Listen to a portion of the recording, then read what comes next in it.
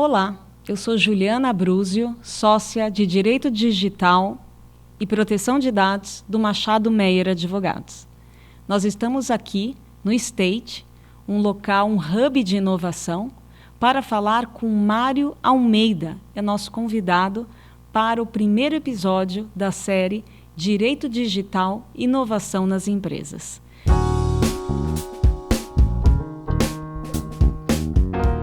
Estamos num espaço bem bacana, que é o State, onde nós do Machado Meyer temos um escritório físico para estar no meio da inovação e das startups vivendo esse ecossistema. Então a escolha foi proposital, porque quando a gente fala de transformação digital, nada melhor do que estar nesse espaço que um dia foi uma fábrica e hoje serve para várias mentes borbulhando por inovação e transformação digital. E nós temos aqui hoje um convidado muito especial, Mário Almeida. Eu conheço o Mário há muitos anos, acompanhei a sua brilhante carreira, que ele continua hoje com a consultoria, a MA Consulting, mas o Mário, nos 25 anos de experiência, ele já foi executivo na área de tecnologia, ele também já foi empreendedor, e tem muita experiência com o tema que nós vamos tratar aqui hoje. Mário, obrigada por sua presença. É um prazer enorme estar com você. Muito obrigada. Eu que agradeço, Juliana. É um prazer estar aqui. Vamos bater um ótimo papo sobre transformação digital, inovação e tudo que envolve essa matéria. Sabe que sempre que eu converso com você, eu aprendo muito, várias ideias surgem e vai ser bacana que a gente vai fazer hoje isso gravado, né? Para que essa conversa aí ela possa ser dividida com outras pessoas. Mário, a gente nesse primeiro episódio da série, nós separamos aqui para falar de um tema que ocupa os jornais, ocupa a conversa de muita gente. Seja nas mesas de bares, seja também em mesas de negócio, que é o ChatGPT. Engraçado que há pouco tempo atrás, há um ano atrás, não se falava disso. Talvez a gente falasse de metaverso, blockchain, cripto, mas ChatGPT, poucos tratavam da tecnologia, que já existia GPT. Mas hoje isso tomou uma popularidade, está ao alcance do nosso dedo, colocar lá no prompt, colocar alguma coisa, determinando para o sistema fazer.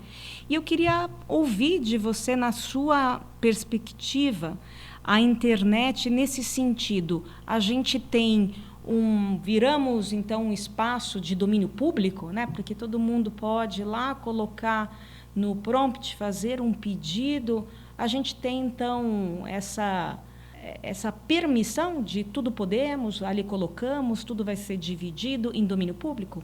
Conta um pouco para a gente aí do teu olhar sobre essa ferramenta e sobre essa questão de todo mundo contribuindo para essa geração, que a gente coloca como inteligência artificial generativa, né, e está tudo junto e misturado. Muito bom. É o tema do momento, né? Como você bem disse, há 2 anos atrás, a palavra da vez era metaverso, ou criptomoedas, e a gente foi evoluindo para depois descobrir que metaverso talvez não fosse tudo aquilo que se imaginava, ou pelo menos não fosse tão simples quanto se imaginava a adoção. E talvez aí esteja o segredo, entre aspas, da popularidade do ChatGPT, é que ele é simples. Ele é muito simples, né? Além de, obviamente, ele ter a linguagem natural como front, né? O usuário, seja a minha mãe ou a minha avó, consegue usar. Porque você senta em frente ao computador ou com o seu celular e descreve aquilo que você quer saber, descreve a sua necessidade e ele te responde, inclusive, na sua mesma língua, né? Porque uma das capacidades incríveis dele foi demonstrar a capacidade de idiomas.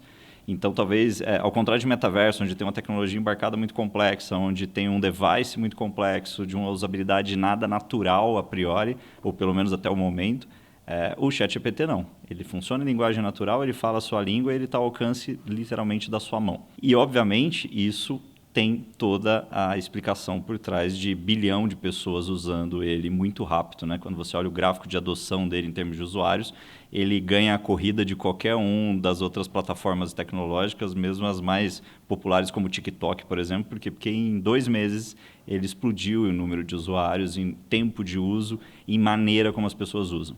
E aí, obviamente, assusta, né? Aquilo que é novidade, aquilo que é muito novo, assusta. E quando a gente pensa e começa a entender de onde surgiu isso, na verdade, a corrida da inteligência artificial é muito antiga na história da computação, tem mais de 60 anos que as pessoas descrevem isso, procuram isso e pesquisam sobre isso, e, obviamente, em algum momento a gente ia chegar num momento como esse que a gente está vivendo hoje, em que o computador conversa com você, literalmente, sobre vários assuntos. É a inteligência artificial, no amplo sentido da palavra, e aí tem as semânticas do que é inteligência?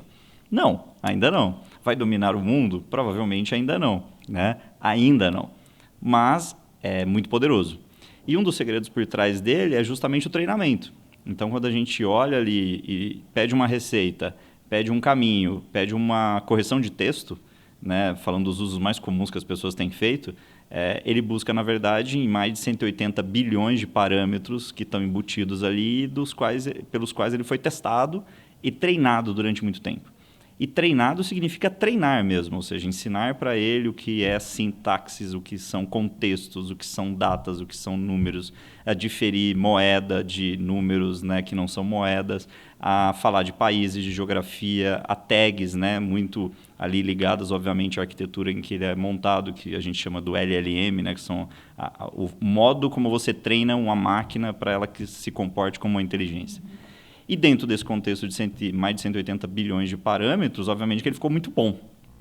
Que é o que mudou do GPT-4 para o 3, né? O 3 parece que tinha 170 milhões de parâmetros. Exatamente. Então, a gente deu um salto aqui para a próxima nova versão, que é a 4. Que é paga, inclusive. De 170 milhões para 180 bilhões. E aí você começa a olhar o seguinte, a perspectiva em que quanto mais dado tiver e mais treinamento, mais preciso ele vai ficar, então a evolução dele ainda existe, ou seja, a gente não tem todos os parâmetros de tudo a respeito de tudo. E outra, o modelo, obviamente, ainda está em aperfeiçoamento. E aí chegamos na sua questão, porque esses dados que com qual ele foi treinado saíram de onde? Eles saíram de algum lugar. Alguém produziu eles pela primeira vez. Não é uma inteligência nativa, não é uma inteligência inédita, né? Quando você pergunta dados históricos, por exemplo, ele leu vários livros pela internet. É literalmente isso. Que foram colocados que ali, foram né? Ele tem um dono, não está assim, exatamente. No metafísico, tem um dono, tem uma empresa. E ele não tem autonomia. Exato. Né? Ele não tem autonomia. Os modelos, ao contrário, eles são muito bem elaborados para que eles corram a internet de maneira indiscriminada, entre aspas, e capturem todos os dados. Inclusive, a OpenAI colocava isso claramente desde o início. Olha, a gente treinou ele com a Wikipédia inteira em vários idiomas, a gente treinou ele com todas as publicações de jornais, blogs e produtos jornalísticos que estão na web, a gente treinou ele com um banco de dados de pesquisas que também estão na web disponíveis, ou seja, tudo que está na web ele perpassou ali o treinamento dele. Que não é pouca coisa, né? Que não é pouca coisa. E só que foi produzido por alguém. Né? Então, a ideia de que eu escrevi um texto no meu blog, né? Eu escrevi um post no meu Twitter, na minha rede social, e isso não me pertence mais do ponto de vista de domínio ou propriedade intelectual, é uma discussão do momento, inclusive. Né? A gente vê algumas questões sendo suscitadas, porque depois da primeira surpresa / susto, as pessoas começam a racionalizar. Não, pera lá, entendi. Então, de novo, de forma muito objetiva e simples, ele é treinado para responder você dentro do universo específico de questões. Né? O ChatGPT me fala sobre tudo. Claro, porque o número de parâmetros que se embutiu nele é gigantesco, então ele consegue falar sobre tudo. E o 3 para o 4 ainda tem uma desatualização temporal. Né? O 3, se não me engano, vai até 2021, ele não tem 22. Então, se você perguntar coisas que aconteceram em dezembro do ano passado, ele vai falar que ele não está sabendo disso porque não está no banco dele. O 4 não, o 4 está up to date para aquilo que a gente está vendo hoje. Ele está super atualizado e ele vai ser muito mais atualizado do que o outro, inclusive porque é uma versão paga. Aí, quando você imagina, eu escrevi um texto, perdi a propriedade, eu sou um jornalista, escrevi um texto de reportagem, perdi a propriedade, eu sou um fotógrafo, eu perdi o direito autoral da minha foto, da minha obra, eu escrevi um livro e ele caiu na internet com um desses PDFs piratas ou coisa do tipo, e eu perdi esse domínio, e ele virou subproduto para o ChatGPT ou qualquer outro modelo de IA ser treinado. E ainda você não está ganhando nada por isso, né? Absolutamente, ao contrário. Né? É uma versão nova de você não ganhar nada e, ao mesmo tempo, pagar para usar. né? Porque as versões novas são pagas e dentro até da estratégia da Microsoft, que adquiriu uma porcentagem grande da OpenAI como investidora, ela vai embutir isso nos produtos dela, como a software do Office, o Word, o Excel que todo mundo usa. Então, isso vai ficar mais poderoso, obviamente, dentro do seu contexto de trabalho. Mas essa é uma questão importante, porque você tem, talvez, na legislação americana, uma visão mais simples sobre isso, de que se está na internet, tem o direito de ser usado com algum objetivo útil, né? Então, são conceitos, obviamente, muito elásticos. Do ponto de vista de outras legislações, não. Se você tem garantido de que aquilo é de sua autoria, sobretudo trabalhos que têm direitos autorais embutidos, né? Sejam obras literárias, músicas, textos técnicos, estudos ou coisa do gênero, se você não cedeu aquilo, você está no direito de reclamar de que aquilo não pode ser usado. É simples? Não vai ser simples, né? Palavra simples aqui não exatamente. Está na mesa. Né? Então, as questões adjacentes ou os colaterais que a gente chama disso tudo vão ser cada vez maiores do ponto de vista de que como é que eu provo que, sei lá, um estudo técnico meu está servindo de base de treinamento para o chat. A OpenAI, se antecipando um pouco a isso, ela lançou uma feature há 15, 20 dias atrás, se não me engano, onde ela te dá a opção de que o input que você colocar no chat, ele não seja guardado, né? É quase uma ideia do tipo, olha, eu não vou lembrar do que você está perguntando aqui. Então, já é uma antecipação dela, obviamente, no microcosmo ali de cada usuário, de que, olha, quando eu for agora fazer os meus inputs para usar a ferramenta, isso na versão paga, na versão gratuita isso ainda não existe, não está disponível pelo menos até o momento, eu vou ter a opção de flaggar, né? Ou seja, desligar ali a memória dele para aquilo que eu estou imputando. Tudo isso baseado nessa discussão. Então, nesse caso, se tiver o flag, lá, a anotação do usuário, o sistema não vai manter esse dado, não vai ser considerado como input. Exatamente. Ele não vai guardar aquilo para reutilizar no seu treinamento. Que, obviamente, é o modelo natural dos LLMs, eles absorvem aquilo que você traz de input e, obviamente, eles transformam isso dentro do modelo deles em novas informações ou novas conclusões ou aperfeiçoamento das conclusões que eles já tinham. Porque é importante lembrar, o chat, seja o 3, seja o 4, eles ainda cometem erros, né? Eles estão ainda sujeitos a delírios, né? Que não é uma palavra muito correta, mas ele confunde dados e informações, ele cria, né? Aqui no Brasil a gente viu um caso famoso logo ali em fevereiro, se não me engano, um jornalista de esporte perguntou para ele sobre Ayrton Senna e ele respondeu que Ayrton Senna morreu no acidente em Interlagos, né? E, na verdade, todo mundo sabe que não foi isso que aconteceu. Então, assim, ali ficou notório, né?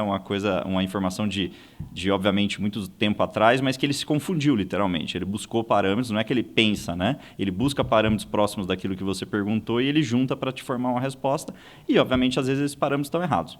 Então, a gente acha que tem agora, depois, de novo, da surpresa e do susto, e racionalizando, inclusive, os colaterais disso, a gente tem um bom período de amadurecimento da plataforma, da ferramenta e de uso, porque o amadurecimento vai ser do uso, né? Claro, quando saiu ali, todo mundo foi brincar lá, né? Eu mesmo usei bastante ali em dezembro, literalmente para testar, né? Obviamente, deixa eu jogar um texto, deixa eu perguntar, eu joguei uma questão literária, né? Para perguntar a ele quem era maior, Shakespeare ou Machado de Assis, né? Ele te dá uma resposta convincente a respeito do que ele acha, né? Que não é o que ele acha, na verdade, né? São os parâmetros que ele achou de críticas literárias, por exemplo, nesse caso, da internet. Mas, obviamente, depois que passa isso, você vai falar, bom, beleza, para que serve isso? Né? Que utilidade, sobretudo corporativa, eu vou ter disso? Ou o quanto isso exponencializa o meu trabalho ou me dá produtividade? Então, acho que a gente tem agora uma longa e árdua, talvez, caminhada para definir o conceito, claro, de direito autoral, direito de reclamação, assim como foi definido em LGPD, por exemplo, o direito do esquecimento, né, para esse tipo de plataforma, sobretudo as genéricas, né, a gente pode chamar o chat GPT, seja o 3, o 4, o 5, que vai vir aí daqui a pouco de generalistas, né, elas cobrem todos os assuntos, então a gente obviamente vai ter um caminho longo aí para definir essas questões que não são simples, são super novas e são conflitantes, né? Muitas vezes, porque à medida em que você fala, eu quero restringir a informação, eu estou restringindo, por outro lado, também a inovação. Não seria possível ter um modelo de chat GPT como a gente conhece se a gente não tivesse essa liberdade de captura de dados pela web.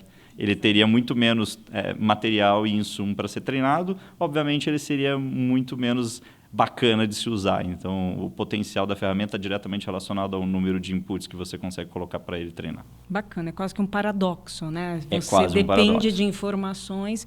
Por isso que tem até um livro que fala Copyright in the Model War, né? Que os direitos autorais sempre estiveram em guerra com a inovação. Então, a gente vê isso quando foi lançado o Betamax, que era o videocassete da época.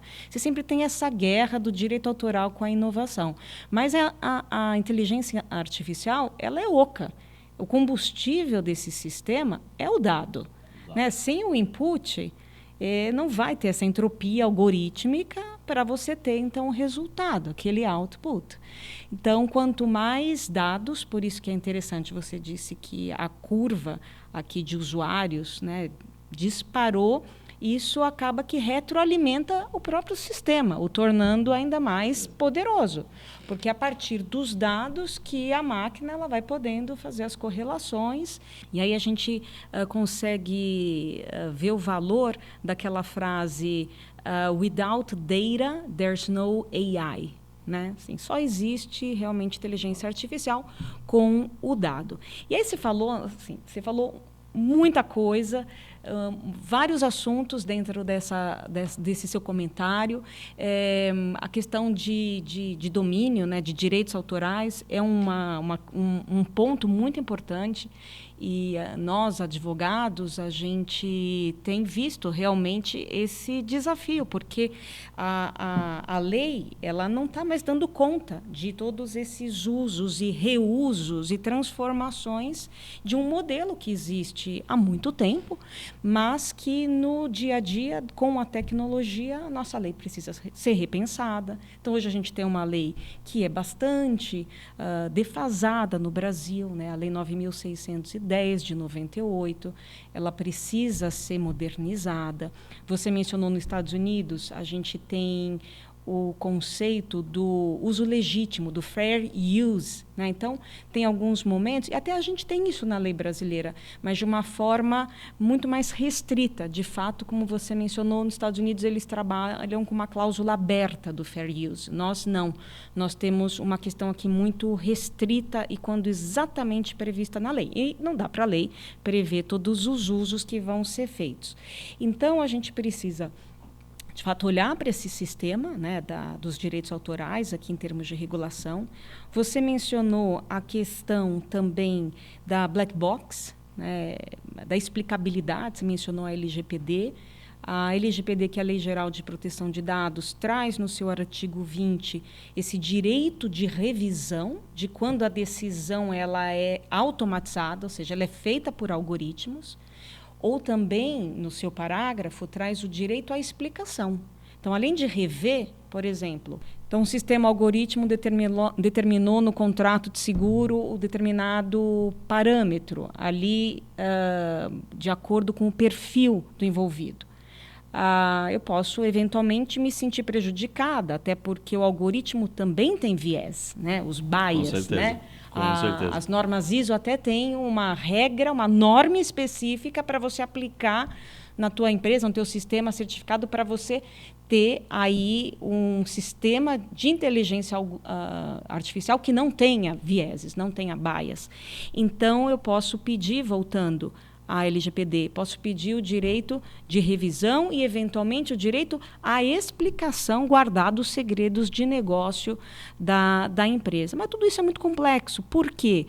Porque quando a gente está falando da tecnologia, Mário, e isso, confesso que para nós do direito não é fácil, não é simples, porque a gente trabalha muito com a transparência, a explicação.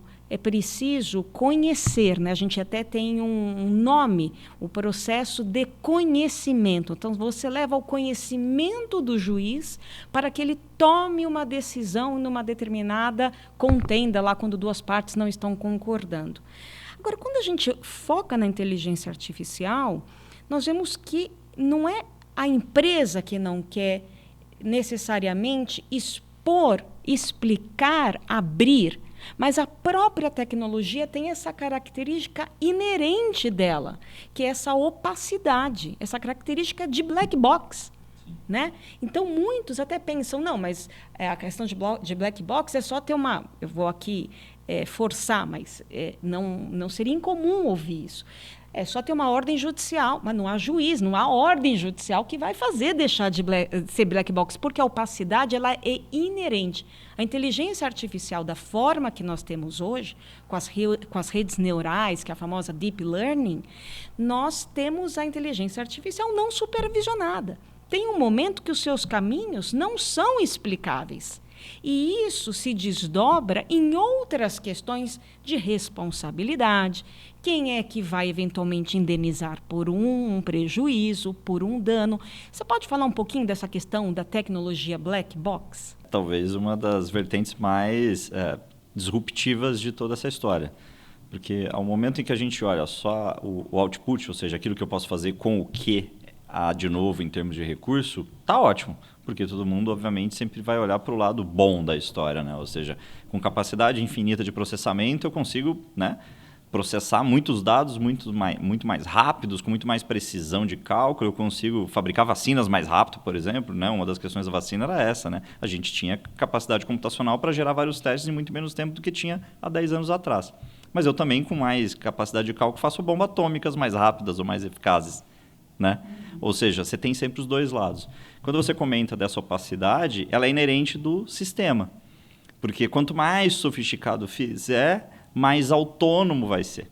Né? E a ideia da autonomia, de fato, ainda que o juiz fosse um programador ou tivesse junto dele uma junta de cientistas de dados, mais engenheiros de dados ou engenheiros de sistema, eles iam chegar até determinado ponto de explicação onde era inteligível de fato, olha, o modelo está construído para atuar nesses parâmetros com esses pesos, por exemplo. Se fosse um modelo de parâmetro e peso, o que é talvez o que as pessoas vão conseguir entender de forma mais prática. Quando passou disso e começou uma rede neural de forma autônoma, criar novas ramificações, porque o nome neural vem disso, né? É uma imitação do cérebro. Ou seja, ela foi criada para, a partir de determinados pontos de nós, criar novos nós sem intervenção humana. E esses algoritmos hoje eles já existem para score credit, eles existem para seguros e riscos de sinistros, eles existem na previsão do tempo, eles já existem numa série de aplicações práticas onde, obviamente, a gente se beneficia do recurso. Perfil de consumo. Perfil de consumo, perfil o que é eleitor, super discutível. Sem dúvida. Né? Porque em que medida você vai praticar, por exemplo, a gente também tem um código do consumidor super rigoroso e padrão mundial. Como é que você vai discutir? Eu e você entramos na mesma loja e temos preços diferentes para o mesmo produto. Né? Com qual parâmetro? Né? E aí você vai abrir o modelo do cara, na verdade é um segredo de negócio. Aí você começa a esbarrar em outros colaterais. Só para explicar um pouco o que a gente está falando, né? Em outras palavras, a gente entra aqui na mesma loja, só que eu entro do meu celular, o Mário entra do celular dele. E eu vou procurar um determinado produto. E o Mário vai procurar o mesmo produto. Para mim vai aparecer um valor, para o Mário vai aparecer outro. Isso é um exemplo real, que acontece. Mais comum do que parece. Mais comum, né? Não são todos os e-commerces que fazem isso, até porque há um questionamento aqui bastante sério, né, em termos consumeristas sobre isso, não em termos econômicos, mas em termos jurídicos consumerista, mas é real. Isso eu já comprovei, já fiz esse exercício, né? Até tenho uma pessoa que fala, se eu preciso comprar uma passagem aérea, eu pego emprestado o celular da minha funcionária de casa, porque ela tem uma condição socioeconômica inferior, então os algoritmos oferecem para ela valores mais baixos de passagem. Então, quando eu vou comprar passagem, eu compro do celular dela.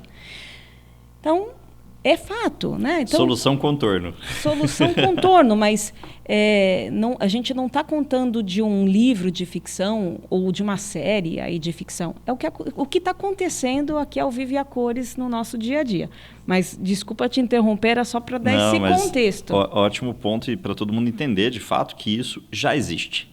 Que ele vê o meu perfil, ele vê o seu perfil, o perfil da babá, e o perfil... ele vê N parâmetros de onde você acessa, que horas você acessa, se é a primeira vez que você acessa. Né? Então, assim, todos esses parâmetros constroem uma árvore de decisão lá dentro em que o preço é diferente, ou a condição de pagamento é diferente, ou até a disponibilidade do produto pode ser diferente. né? Em termos de entrega, em termos de agilidade. Quando você pensa que tudo isso já está ao nosso dispor e é muito ubíquo, significa também que quanto mais ubíquo, mais difícil de explicar. Né? Por quê? Porque está intimamente ligado. Quando a gente vai lá e fala, vou criar um sistema para a melhor recomendação de restaurante em São Paulo. Sobre quais aspectos? Preço, localidade, tipo de comida, sabor, movimento, se é confortável ou não, se tem arquitetura moderna ou não. Qual parâmetro você quer? A gente podia listar aqui, numa mesa de conversa, rapidamente, mais de 100 parâmetros. É só um exemplo de como esses modelos são construídos. Só que eles são construídos numa exponencialidade desse número.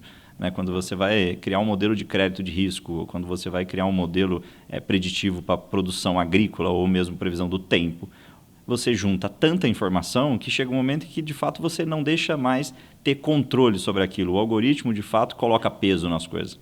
E aí você fez a programação inicial, mas a programação e o produto final daquilo você já não domina mais.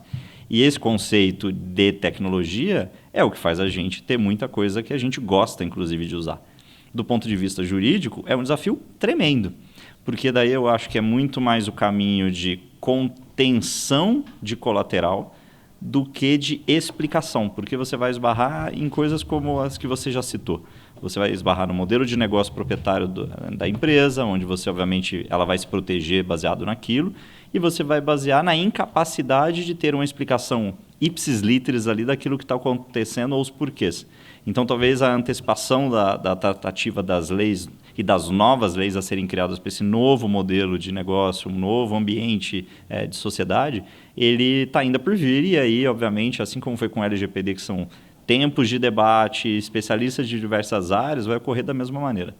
Porque a gente vai ver, né, pegando IA como sintoma de automação, a gente vai ver as reações legais do ponto de vista de proteção de empregos, por exemplo, que é uma questão altamente discutida já hoje em dia. Exato, esse era outro tema que eu anotei aqui para abordar com você, que você mencionou produtividade. Então, agora a gente tem uma distopia aí a ser discutida, que tem o nome de singularidade, é esse medo da IA substituir pessoas, né? Então, pessoas perdendo emprego por conta da inteligência artificial. Me lembra muito, se a gente andar e fizer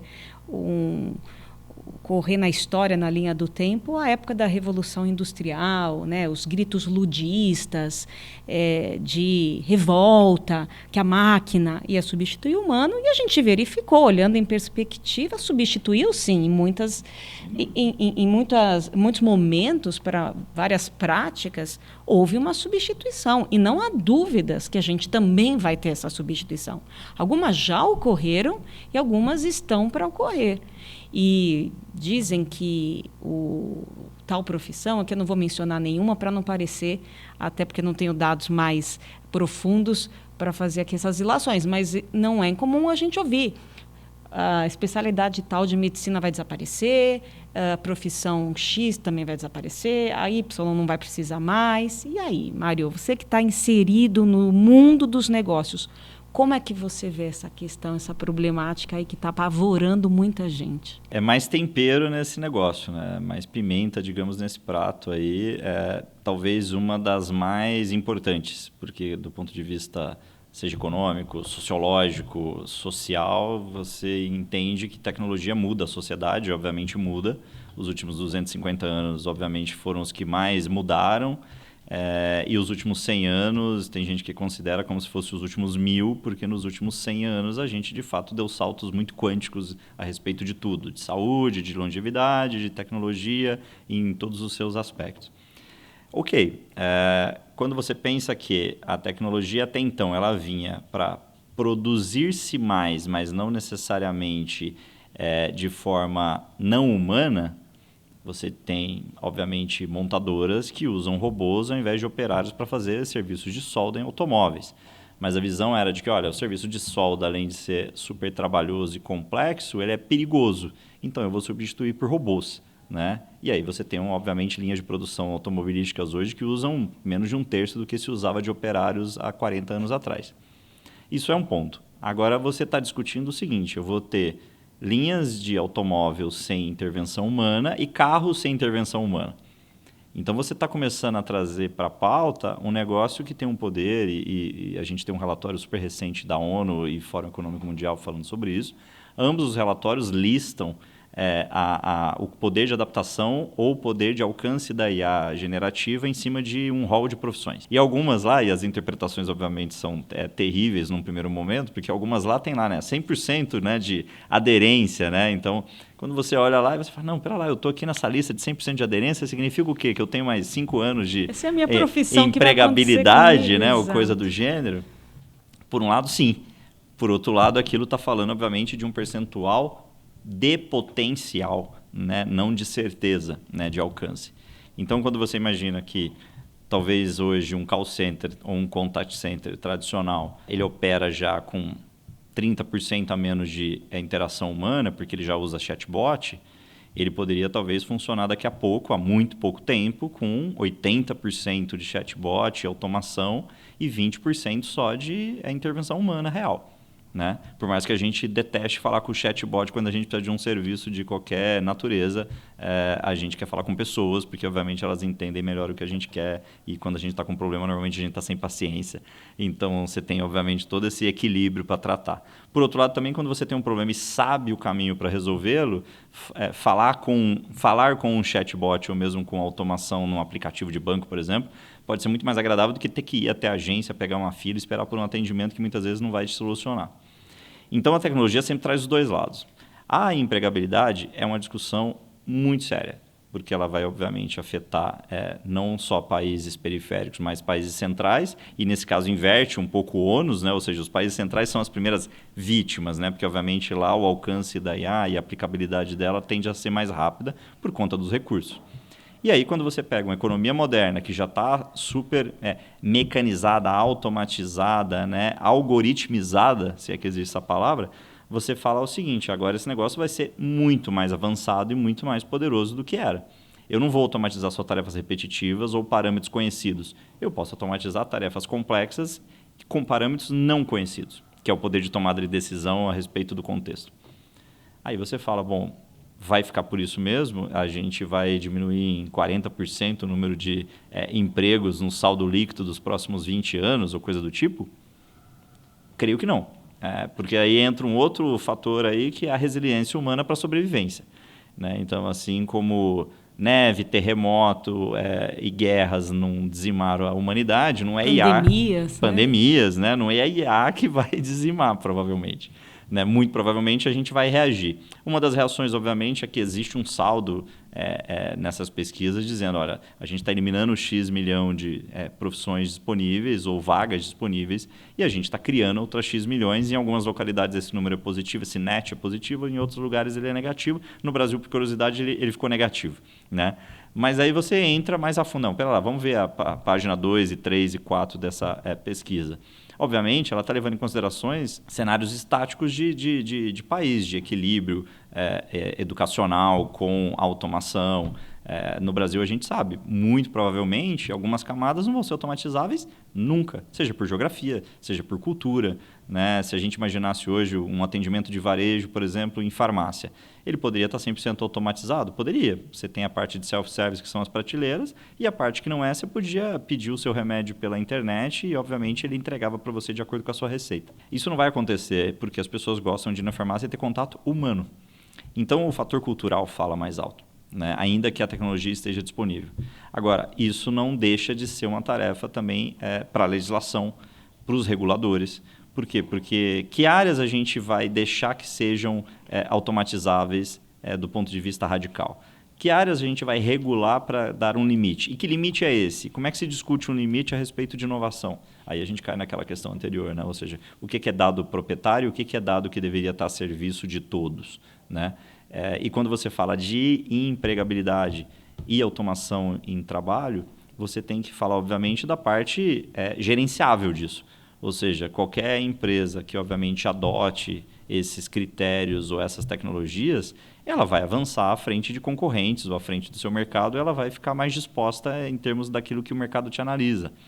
Obviamente, isso tem que ter um plano, isso tem que ter um planejamento, isso tem que ter visão sistêmica, olha, onde vale a pena fazer isso, onde vale a pena, onde o meu cliente não se importa de ser atendido por uma máquina ou por um chatbot, e onde o meu cliente faz questão de contato humano, ou onde o contato humano gera mais valor do que a máquina, porque a grande discussão em termos de produtividade é essa.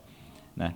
Você tem um baixo valor agregado porque é um serviço repetitivo, entra naquela questão até do iluminismo lá de trás, já que estava citando a época da Revolução, de que olha, trabalhos não humanos não deveriam ser feitos por humanos. Né? E de fato, né, um trabalho de mina de carvão ele deveria ser feito por robôs ou coisa do gênero, porque você preservava as pessoas daquela insalubridade.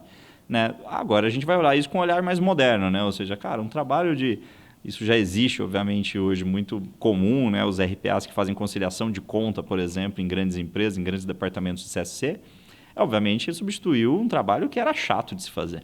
E as pessoas que faziam ele ficaram com um perfil mais analítico para descobrir, olha, e atuar só em problemas apontados ali por um dashboard ou coisa do gênero. Eu acho que esse é o caminho. Você falou a palavra-chave. Então, eu acho que é isso. Né? Analítico, né? Análise exatamente. Crítica, né, do humano. E a análise crítica vai ser exigida cada vez mais. Você tem essa discussão nas escolas, do ponto de vista educacional, você tem essa discussão no trabalho, do ponto de vista das funções do trabalho, e você vai ter essa discussão cada vez mais na sociedade como um todo, e a sociedade, no fim, como um conjunto orgânico ou inorgânico, vai definir aquilo que é critério para ser automatizável, ou que não é, ou que é ético, né? Porque daí você vai esbarrar em muitas questões éticas, né? Do ponto de vista que é melhor eu ir numa consulta médica com um profissional humano e que me atende, ou para XN problemas o plano de saúde vai sempre me direcionar para um chatbot, para uma IA de reconhecimento de voz, por exemplo, que vai me analisar e me dar um diagnóstico. Aí posso a pergunta... responder, posso usar para dar uma informação para o paciente A ou um humano, né? E nem sempre o humano ele dá uma resposta ou ele dá uma informação humanizada. Também né? tem Não significa que o humano seja humanizado. Exato, é uma outra discussão questão, ampla hoje. Então, você falou palavras-chave como uma análise crítica, né? Isso vai ficar cada vez mais diferenciado. Isso já vai desde a época da educação. A gente já deixou o modelo de simplesmente colocar conhecimento, conteúdo dentro dos indivíduos. Né? Eles têm que ser capazes de... fazer essa análise do conteúdo existente, essa análise sempre crítica. E tem uma questão que é a empatia. Né? O humano tem muito essa característica da empatia. Então, você que lida muito com empresários, tem momentos que não vai ter inteligência artificial que vai atender determinada questão. Né?